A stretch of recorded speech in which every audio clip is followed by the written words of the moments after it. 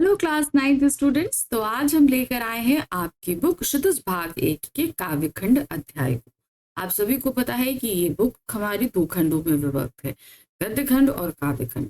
शुरू होती है ये बुक गद्यखंड से, तो इसीलिए हमने शुरुआत करके गद्यखंड खत्म भी कर दिया। हमने काव्यखंड शुरू कर दिया और काव्यखंड के भी हम 5वें अध्याय पर आ चुके हैं। अभी तक हमने जो पढ़ा है उसमें साखियां, सबद, वाक और आपके जो सवैये हैं और साथ ही साथ एक कविता पढ़ी, कैदी और कोकिला। अब हम 5वें अध्याय पर आ गए हैं, वो है ग्राम श्री। ग्राम श्री एक कविता है जो लिखी है सुमित्रानंदन पंत ने। इस कविता को पढ़ने के बाद हमें अंदाजा होगा कि गांव कितने सुंदर होते हैं। आप में से बहुतों ने गांव को देखा होगा, लेकिन बहुत सारे ऐसे बच्चे होंगे जिन्होंने गांव को अभी तक नहीं देखा। तो इस कविता के माध्यम से हम गांव का ही दर्शन करने वाले हैं। तो चलिए देखते हैं इस कविता को। तो सबसे पहले हम देखेंगे कवि परिचय, यानी कि सुमित्रानंदन पंत जी का जीवन परिचय देखेंगे। फिर उसके बाद हम पाठ की रूपरेखा और फिर संपूर्ण व्याख्या। ठीक है, तो शुरू करें। सबसे पहले हमारे पास है सुमित्रानंदन पंत जी। हिंदी साहित्य की छायावादी कविता के प्रमुख स्तंभ सुमित्रानंदन पंत का जन्म 1900 में उत्तरांचल के अल्मोड़ा जिले के कौसानी ग्राम में हुआ। बनारस और इलाहाबाद से अपनी प्रारंभिक शिक्षा प्राप्त करने के बाद उन्होंने महात्मा गांधी के स्वतंत्रता आंदोलन में भाग लेने के दौरान कॉलेज छोड़ दिया। तो देखा ना, बहुत सारे ऐसे कवि और लेखक हैं जिन्होंने स्वतंत्रता आंदोलन में भाग लिया और अपने इन अनुभवों को उन्होंने अपने लेखन कार्य में भी शामिल किया। सुमित्रानंदन पंत की रचनाएं हैं वीणा, ग्रंथि, गुंजन, ग्राम्य, पल्लव, युगांत, स्वर्ण किरण, स्वर्ण धुली, लोकायतन, चिदंबरा आदि। तो इसमें जो चिदंबरा है ये बहुत ही ज्यादा फेमस हुई इनकी रचना है। पंत जी की कविताओं में प्रकृति व मनुष्य के विविध संबंध प्रकट होता है। तो ये कहते हैं ना कि कुछ कवि होते हैं जो प्रकृति के चितेरे होते हैं, तो ये उन्हीं कवियों में से हैं जिनके चित्त में जो है प्रकृति बसती है और इनकी हर रचना में हमें इसका दर्शन मिलता है। उन्होंने प्रकृति के सूक्ष्म कोमल रूप को अपनी कविताओं में प्रस्तुत किया है। तो अभी हम सुमित्रानंदन पंत की जो रचना पढ़ने जा रहे हैं ना, उसमें आप इस रूप को देखेंगे भी। उनकी भाषा सरल व सहज है, जिसमें संस्कृत शब्द और अलंकारों का सुंदर प्रयोग किया गया है। उनकी कविताओं में शोषक वर्ग के प्रति विद्रोह का स्वर भी मिलता है। तो बादल के माध्यम से इन्होंने जो है वो अपने विद्रोह को भी प्रकट किया है। सुमित्रानंदन पंत का निधन वर्ष 1977 में हुआ। तो ये थे हमारे कवि सुमित्रानंदन पंत। अब आते हैं हम पाठ की रूपरेखा पर।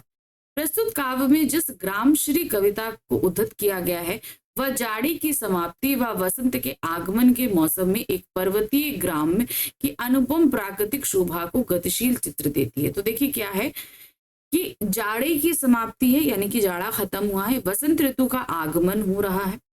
तो वसंत ऋतु में आप जानते हैं कि प्रकृति अपने चरम पर होती है। वसंत ऋतु का आगमन हुआ है और ये जो गांव है ये कहाँ पर है? पर्वतीय क्षेत्र में, यानी कि पहाड़ों में है। भावों के अनुरूप शब्दों का कलात्मक चयन करने के कारण पंत जी शब्द शिल्पी कहे जाते हैं। यानी कि ये अपने जो भाव होते हैं, जो फीलिंग्स होती हैं, उनके अकॉर्डिंग शब्द को इतना बढ़िया जो चयन करते हैं, इसलिए इन्हें क्या कहते हैं? शब्द शिल्पी। प्रस्तुत कविता भी पंत जी के कलात्मक प्रकृति वर्णन व सटीक शब्द चयन का एक सुंदर उदाहरण है। प्रस्तुत कविता में कवि द्वारा विभिन्न प्राकृतिक वस्तुओं सहित संपूर्ण ग्रामीण वातावरण का मानवीयकरण अत्यंत सुंदर रीति से किया गया। तो यहाँ पर आप देखेंगे पूरी कविता में उन्होंने बहुत ही अच्छा प्रकृति का मानवीयकरण किया है। चलिए अब शुरू करते हैं। कविता थोड़ी सी लंबी है, तो करीबन 7 काव्यांश इस कविता के हैं। तो हम यहाँ पर सबसे पहले काव्यांश देखेंगे, लाइन वाइज अर्थ करेंगे और भावार्थ। ठीक है। फैली खेतों में धूल तरक मखमल की कोमल हरियाली, लिपटी जिसमें रवि की किरणें चांदी की सी उजली जाली, तिनकों के हरे हरे तन पर हिल हरित रुधिर रहा झलक, श्यामल भूतल पर झुका हुआ नभ का चिर निर्मल नील फलक। तो अब क्या कह रहे हैं देखिए, आपने पहले अपने दिमाग में बना लिया है ना कि भाई जाड़ा जा चुका है, वसंत ऋतु का आगमन हो चुका है। क्या कह रहे हैं? अब इन्होंने उसमें एक खेत को देखा, तो क्या कह रहे हैं? फैली खेतों में धूल तलक मखमल की कोमल हरियाली। अब जहां तक हम खेतों में देख रहे हैं सारा खेत एकदम हरा हरा है। अब वो हरापन भी क्या होता है ना, एकदम सॉफ्टनेस देता है हमारी आंखों को। हमारी आंखों को हरा रंग बहुत अच्छा लगता है, सूदिंग लगता है। तो यहाँ पर मखमल, मखमल क्या होता है, कोमल होता है। मखमल एक कपड़ा होता है, तो उसको अगर हम छूते हैं तो उसमें कोमलता होती है ना। तो अब ये दूर तक खेतों में जहां तक हम देख रहे हैं, हमारी नजर जा रही है, हरियाली फैली है, और ये हमारे आंखों को एक कोमलता प्रदान कर रही है, यानी कि हमारे आंखों को बहुत सूदिंग लग रहा है। लिपटी जिसमें रवि की किरणें चांदी की सी उजली जा रही। अब चारों तरफ जो हरियाली फैली हुई है, इसके ऊपर सूरज की रोशनी पड़ रही। अब सूरज उगा है तो सूरज की रोशनी पड़ रही। तो सूरज की रोशनी जब इस हरियाली पर पड़ती है तो एक चमक उठती है, और जैसे लगता है कि चारों तरफ जो है एक चांदी की जाली रोशनी क्या होती है। आप देखो ना, सूरज से तो जो रोशनी निकलती है और जब पृथ्वी पे पड़ती है तो एक चमक को फेंकती है। वो चमक ऐसा प्रतीत हो रहा है जैसे चांदी की एक पतली सी जाली इस हरियाली के ऊपर फैली हुई है। तिनकों के हरे हरे तन पे, अब हरियाली है तो हरियाली भी क्या है, सारे तिनके, जितने भी तिनके वो सभी क्या है, हरे हरे। अब देखिए यहाँ पे इसका मानवीकरण किया गया, तो तिनके क्या है, इनके तिनकों के जो हरे हरे तन हैं, हिल हरित रुधिर रहा झलक। अब कैसे झलक रहा है, रात में ओस की बूंदे जो इन तिनकों पर पड़ी है ना, तो जब उस पर सुबह सूरज की रोशनी पड़ती है तो वो जो ओस की बूंदें हैं वो चमकने लगती हैं। तो चमकने से ऐसे प्रतीत हो रहा है जैसे इन जो तिनके हैं, इनके शरीर में हरे रंग के खून का प्रवाह हो रहा है और वो चमक रहे है ना। हिल हरित रुधिर, अब हिल क्या रहा है, हवा से वो जब पत्ते हिलते हैं तो क्या होता है कि वो ओस की बूंदें हिल रही हैं। हिल हरित, हरित रुधिर यानी कि हरा खून, रुधिर मतलब क्या होता है, खून, रहा है झलक, जैसे लग रहा है उन पेड़ों का हरा खून जो है वो झलक रहा है। श्यामल भूतल पर झुका हुआ, अब श्यामल भूतल, पूरी धरती क्या बताई गई है, श्यामल, नभ का चिर निर्मल फलक, और पूरा एकदम साफ आसमान जो है इस श्यामल धरती पर झुका हुआ है। अब देखिए क्या है, कवि गांव के सौंदर्य का वर्णन करते हुए कहता है कि गांव के खेतों में दूर दूर तक फसलों की मखमली यानी मुलायम के अर्थ में कोमल हरियाली फैली हुई है। उस हरियाली पर पड़ने वाली सूर्य की किरणें इस प्रकार लिपट गई हैं जैसे उस पर चांदी के समान उज्जवल जाली लपेट दी गई। कवि तिनकों को हरे शरीर वाला बताते हुए कहता है कि धूप के हरे तन वाले इन तिनकों में हरियाली कुछ इस तरह समा गई है जैसे नसों में हरा खून झलक रहा। फसलों की हरियाली में हरी हुई धरती के ऊपर आकाश का कभी ना धूमिल पड़ने वाला नीलवर्णीय फलक यानी कि छोर का किनारा इस प्रकार झुका हुआ है मानो नीचे झुककर वह धरातल को छू लेना चाहता। तो इस धरती पर जो है वो झुका हुआ है तो वो छू लेना चाहता है, मतलब आपको होराइजन पता है ना, क्षितिज पता है, तो उस जगह पर ऐसा लगता है कि धरती आकाश मिल रहे, तो लगता है पर ऐसा होता नहीं, तो वो मिल रहे हैं ऐसा प्रतीत हो रहा है। दूसरा काव्यांश है, रोमांचित सी लगती वसुधा आई जो गेहूं की बाली, आई जो गेहूं में बाली, अरहर सनई के सोने की किड़किड़ियां हैं शोभा वाली, उड़ती भीनी तैलाख्य ग्रंथ फूलों सरसों पीली पीली, लो हरित धरा से झांक रही नीलम की कली तीसी नीली। तो अब धरती पर क्या है ना, खेतों में तरह तरह की फसलें उगी हुई हैं, उन फसलों के बारे में वो इस काव्यांश में बता रहे हैं। क्या कह रहे हैं, रोमांचित सी लगती धरती, धरती क्या है वो बहुत ही ज्यादा जो है, कहते हैं ना हम बहुत खुश हो जाते हैं तो बहुत एक्साइटेड हो जाते हैं, तो ये जो धरती है ये बहुत एक्साइटेड लग रही है। अब एक्साइटेड कैसे लग रही है, देखिए क्यों लग रही है, क्योंकि गेहूं और जौ में बाली आ गई है। जौ और गेहूं में जो ना पीली पीली सी बाली आ जाती है ना, आप लोगों ने देखा होगा। अरहर सनई ही की सोने की, अब जो जब बालियां आती है ना तो ये पीली पीली होती है, तो जैसे लगता है कि उसमें पीली पीली जो है ना वो सोना चमक रहा है। तो आई जौ और गेहूं में बाली आई है, और अरहर और सनई में भी सोने की जो है वो किंकड़ियां हैं शोभे वाली। अब ध्यान दीजिएगा, अरहर और सोने में जब कलियां आती हैं, जब वो फूलती है तो इसका कवच जो होता है वो सख्त होता है।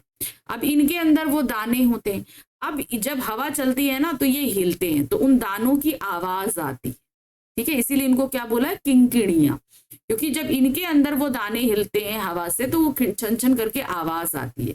तो वही क्या कह रहे हैं कि अरहर सनई में सोने की किंकड़ियां हैं शोभे वाली, यानी कि वो पीली पीली जो है जब हवा से हिलती हैं तो वो किंकड़ियों की भांति प्रभाव छोड़ रही हैं। उड़ती भीनी तैलाख गंध, फूली सरसों पीली पीली। अब क्या है, खेतों में पीली सरसों भी फूल गई है, यानी उनमें फूल आ गए हैं। तो जो एक तेल की जो गंध होती है वो पूरे वातावरण से आ रही है ना। उड़ती भीनी तैलाख की गंध, हल्की हल्की जो है तेल की गंध उन फूल के पौधों से आ रही। लो हरित धरा से झांक रही, नीलम की कली तीसी नीली। और इस हरी धरती से जो है नीलम, जो तीसी का फूल होता है वो नीला होता है, तीसी का जो फूल होता है नीला होने के कारण उस हरी धरती से जब तीसी का फूल निकल रहा है तो नीला नीला वो कली झांक रही है। भावार्थ देखिए, कवि कहता है कि प्रकृति में इस सौंदर्य को देखकर ऐसा प्रतीत होता है कि धरती रोमांच से भर गई है। इस कारण गेहूं और जौ के पौधों में नव विकसित बालियां दिखाई दे रही हैं। अरहर और सनई की पकी फसलों में फलियों के बीच हवा से हिलकर बजने वाले गोल सुनहरे दाने आ गए हैं। वे ऐसे शोभायमान प्रतीत हो रहे हैं मानो धरती की कमर में सुंदर घुंघरू हो। हवा चलने से जब वो खिड़खिड़ाते हैं तो जैसे लगता है धरती ने कमर में पेटी बांध रखी है, और जब वो हिल रही है तो आवाज आ रही है। फूली हुई सरसों के पुष्पों का पीला रंग और उन फूलों से निकलकर हवा में फैलती भीली तैलाख की सुगंध बिखरी पड़ी है। खेतों की हरी भरी धरती से निकलने वाले नीले फूलों वाले तीसी के छोटे छोटे पौधे धरती के सौंदर्य को निखारने में हरी भरी धरती झांक रही। तो अब वो नीले फूल भी क्या कर रहे हैं, वो सौंदर्य को बढ़ा रहे हैं। इस कारण धरती मानो रोमांचित होकर पुलक रही है एवं प्रसन्नता से भर गई। तीसरा काव्यांश देखिए क्या है। रंग रंग के फूलों में रिल मिल हंस रही सखियां मटर खड़ी, मखमली पेटियों सी लटकी झीमियां छिपाए बीज पड़ी। फिरती है रंग रंग की तितलियां रंग रंग के फूलों पर सुंदर, फूले फिरते फूल स्वयं उड़ के वृंतों से वृंतों पर। तो अब यहाँ क्या कहते हैं, चारों तरफ जो है रंग रंग के फूल वो खिले हुए हैं, रंग रंग के फूलों में रिलमिल हंस रही हैं सखियां मटर खड़ी। अब तरह तरह के फूल उगे, हर तरह की फसल है, कहीं नीली है कहीं पीली है। अब जैसे सरसों है पीला आ रहा है, तीसी नीली आ रही है, जो अरहर की बालियां हैं वो पीली आ रही हैं। तो कहीं कहीं पर अलग अलग जो है वो फूल खिले हुए हर फसल में। अब इसी बीच जो है वो हरी हरी मटर भी आ गई है। अब सर्दियों में मटर भी उगती है ना, तो वही चीज है, मटर में पेड़ में भी जो है मटर है। जैसे लग रहा है कि सखियां खड़ी होकर आपस में बातें कर रही हैं। मखमली पेटी से लटकी झीमियां छिपाए बीज लड़ी। अब जो है ना मटर के आवरण में वो मटर के दाने जो हैं वो छिपे हुए, तो जैसे लग रहा है मखमल की पेटियां लटकी हुई हैं, क्योंकि उसका चूंकि अभी उगी हुई है तो बहुत ही कोमल सा कवच है, और उसमें से जो मटर के दाने हैं वो झांकते हुए से प्रतीत हो रहे हैं। तो वो उसके अंदर बीजों की लड़ियां छिपी हुई। फिरती है रंग रंग की तितलियां रंग रंग के फूलों पर सुंदर। हर जगह तरह तरह के फूल खिले हुए हैं और इन पर रंग बिरंगी तितलियां जो है वो मंडरा रही। फूले फिरते फूल स्वयं, और फूल भी क्या है, चूंकि इतना अच्छा मौसम है तो वो भी फूले फूल हैं, वो भी प्रसन्न है। उड़ उड़ वृंतों से वृंतों पे, यानी कि यहाँ से वहां उड़ उड़ कर जो भौरे भी हैं और तितलियां जो हैं वो फूलों पे उड़ उड़ कर इधर से उधर बैठ रही। कवि कहता है कि मटर के फूलों एवं शंख के आकार की फलियों से युक्त पौधे ऐसे लगते हैं मानो विस्तृत फल राशि के बीच रंग बिरंगे फूलों वाली सखियां मटर के साथ खेतों में खड़ी हंस रही। ठीक है, तो वो ऐसे लटकती है तो जैसे लग रहा है खड़ी होके सखियों के साथ हंस रही। बीजों यानी मटर के दानों की लड़ी को अपने भीतर छिपाए मटर की फलियां मखमल की थैली जैसी मटर के पौधों से लटक रही है। खेत में चारों ओर रंग बिरंगे फूल खिले हैं।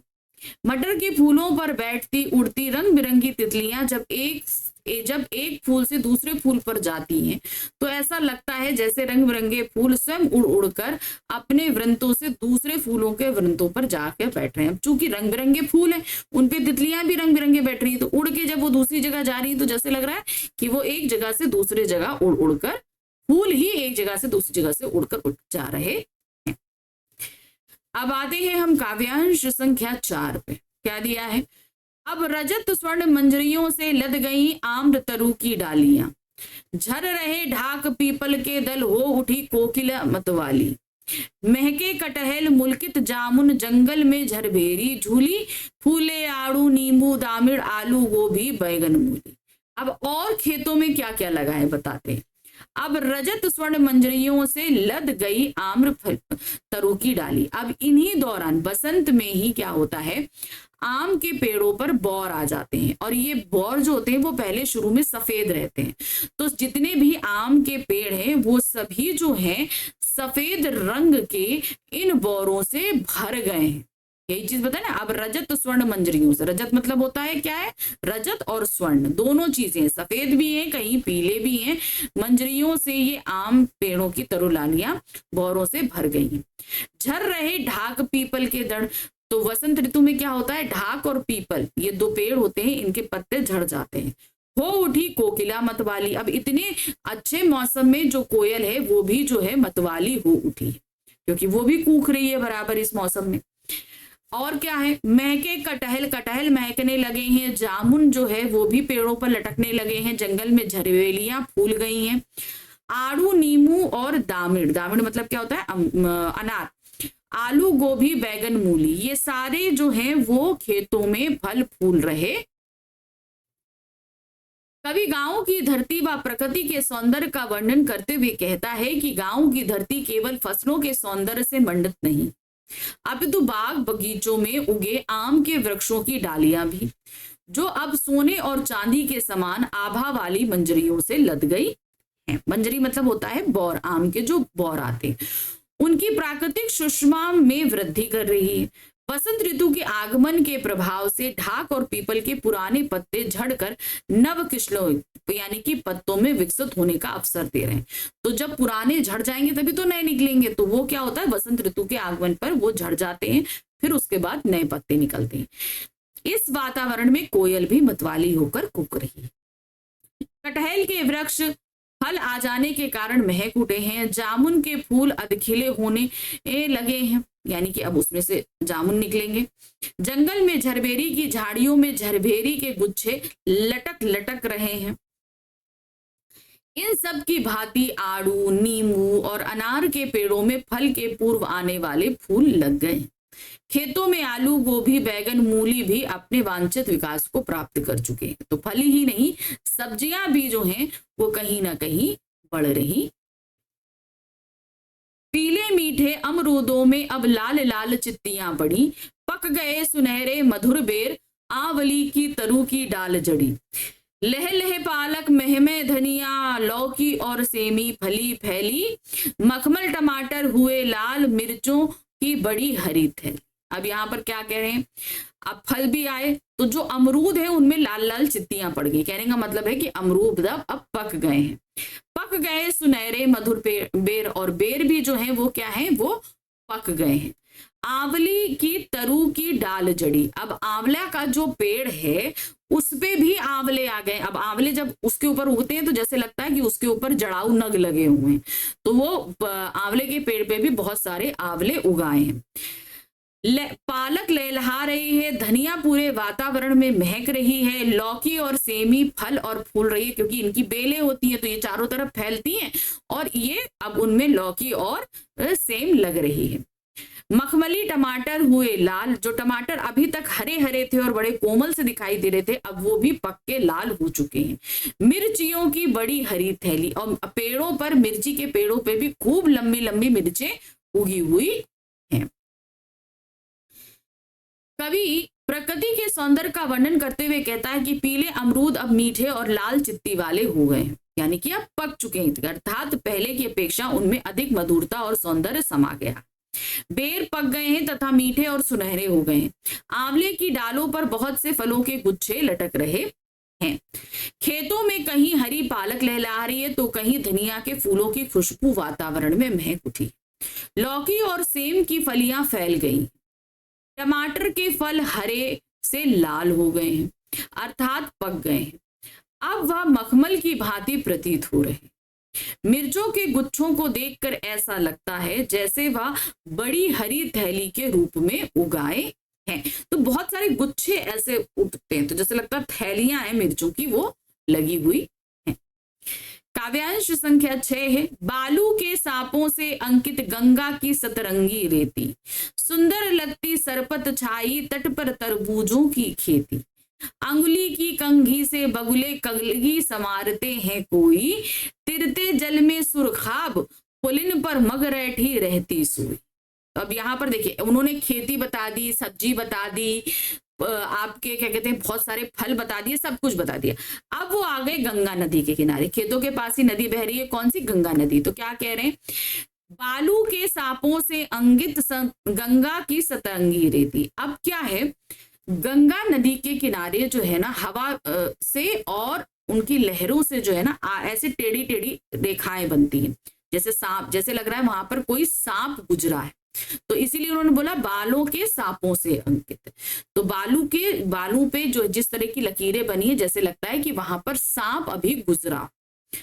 गंगा की सतरंगी रेती। अब गंगा की सतरंग जो बालू होती है उस पे जब सूरज की किरणें पड़ती हैं तो वो अब 7 रंग, रोशनी के जो 7 रंग हैं उनमें परिवर्तित हो जाती है।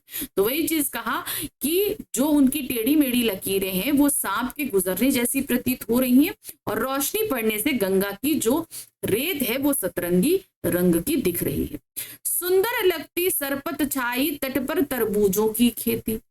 अब क्या है, गंगा नदी का पानी जब उतर जाता है तो उस पर क्या हो रहा है, तरबूजों की खेती की जा रही है। तो वो तरबूजों की खेती चारों तरफ बहुत ही सुंदर दिखाई दे रही है। अब वहीं किनारे जो हैं वो क्या खड़े हैं, बगुले खड़े हैं। बगुले जो हैं अपने पैरों से अपनी कलगी को ऐसे करके संवार रहे हैं, तो जैसे लग रहा है वो अपने कलगी में कंघी कर रहे हैं। अपनी अंगुली की कंघी से बगुले कंगली संवारते हैं कोई, तो वो अपने सर को साफ करने के लिए अपने पैरों को फिरा रहे हैं, तो जैसे लग रहा है कि वो अपनी कलगी को संवार रहे हैं। तिरते जल में सुरखाब। सुरखाब मतलब क्या होता है कि पक्षी होता है जो, वो जल में तैर रहे हैं। और पुलिन पर मगरैठी रहती सोई। और तट पर क्या है, वो मगर जो है बैठकर, जो मगरैठी का मतलब क्या होता है, मगर जो है वो बैठकर सो रहा है। कवि गंगा की रेत को देखकर कहता है, गंगा तट की रेती जो सूर्य का प्रकाश पड़ने के कारण सतरंगी बन चमक रही है, लहरों के जल से बालू पर बन जाने वाले सर्पीले निशानों से युक्त है। तो हवा और पानी के कारण वो सर्पीली हो जाती है। उसके चारों ओर सरपत की घनी झाड़ियां और तट पर तरबूजों की खेती बड़ी सुंदर दिखाई दे रही। गंगा के जल में अपने एक पैर को उठा उठाकर सिर खुजलाते और कलगी सवारते बगुले बालों में कंघी करते से प्रतीत होते। उस निरंतर प्रवाहमान जल में कहीं सुरखाब यानी चक्रवात पक्षी तैर रहे हैं, तो कहीं किनारे पर मगरैठी यानी कि एक प्रकार की चिड़िया सोई है। तो मगरैठी यहाँ पर मगर से भी तात्पर्य होता है, एक चिड़िया को भी कहते हैं मगर मगरमच्छ को भी कहते हैं। अब आते हैं प्रश्न संख्या 7 पे, क्या दिया है, हंसमुख हरियाली हिम आपत सुख में अलसाए से सोए हैं, भीगी अंधियाली में निशी की तारक सपनों में खोए।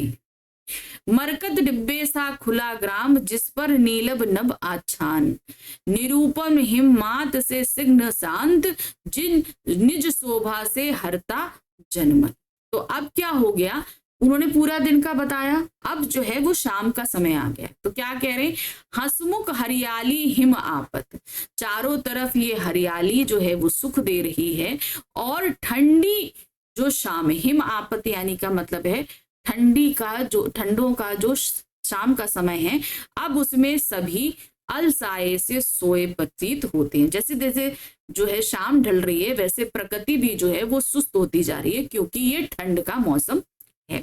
भीनी अंधियारी में निशी की, क्या है ना, अब धीरे धीरे अंधेरा आ रहा है, तो वही उन्होंने बोला का भीनी अंधियारी, रात की जो है हल्का हल्का अंधियारा आने लगा है।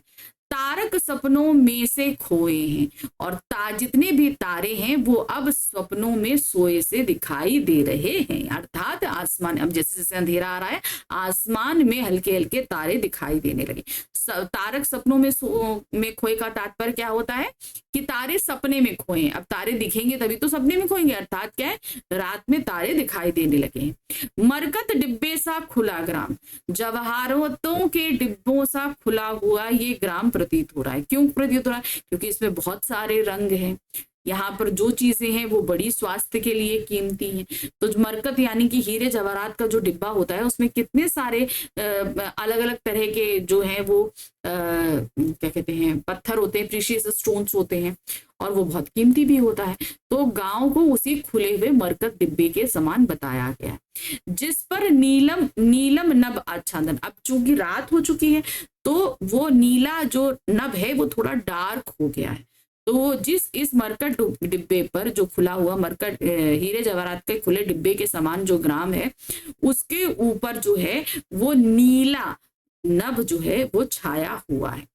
निरूपम हिमपात में सिग्न शांत, यानी क्या है, ठंडी रात में शांत होता सा वो ग्राम, निज शोभा से हरता जन, अपनी शोभा से हर किसी के मन को हर लेता। कवि कहता है ऐसा प्रतीत हो रहा है हरियाली सर्दी की धूप पड़ने पर हंस रही है, और सर्दी की धूप और हरियाली आलस से युक्त होकर सो रही है। ओस पड़ने के कारण रात भीग चुकी है, ठीक है, रात क्या हो गई, ओस पड़ रही है। तारों की रोशनी फीकी पड़ने से प्रतीत हो रहा है जैसे स्वप्न में खोए हुए। सौंदर्य से पूर्ण गांव पन्ने मरकत के डिब्बे जैसा खुला दिखाई दे रहा। पन्ना जो होता है ना वो ढारा होता है। इस मरकट डिब्बे से गांव के ऊपर नीला आकाश ऐसा छाया हुआ है जैसे नीलम का आच्छादन यानी ढक्कन। अनुपम शोभा युक्त गांव की यह सिग्न शांत सौंदर्य छटा जाड़े की समाप्ति एवं वसंत के आरंभ का प्राकृतिक वातावरण में अपनी सुंदरता से लोगों के मन को हर लेने वाली, अर्थात सम्मोहित कर देने वाली है। तो ये जो ठंड के शांत जाते हुए शाम का जो स्वरूप है वो बहुत ही सुंदर दिखाई दे रहा। तो ये थी हमारी कविता ग्रामश्री, जिसे हमने यहाँ कंप्लीट किया। आई होप आपको बहुत अच्छे से समझ में आया होगा। तो इसी तरीके से अभी हमारे पास काव्यखंड के 2 अध्याय और बाकी हैं, तो जल्दी ही उनको पूर्ण करते हैं। लेकिन उससे पहले फटाफट चैनल को लाइक, सब्सक्राइब, शेयर कीजिए और फटाफट टेलीग्राम चैनल को ज्वाइन कीजिए, जिसका लिंक आपको नीचे डिस्क्रिप्शन में दिया गया, ठीक है। तो फटाफट अगर आपने चैनल भी सब्सक्राइब नहीं किया है तो आप सब्सक्राइब करिए, बेल आइकॉन प्रेस कीजिए, क्योंकि जैसे ही हमारी ये दोनों बुक खत्म होंगी हम एग्जाम ओरिएंटेड क्वेश्चंस को स्टार्ट करेंगे। तो वो किस टाइम आ रहे हैं उनका नोटिफिकेशन आपको टाइम टू टाइम मिलता रहेगा अगर आपने चैनल सब्सक्राइब किया हो, ठीक है। तो चलिए मिलते हैं जल्द ही हम फिर से एक नए अध्याय, और वो अध्याय रहेगा मेघ आए बड़े बंठन के सवर के। ये कविता भी बहुत ही सुंदर। मिलते हैं अगली बार। Thank you for watching, bye.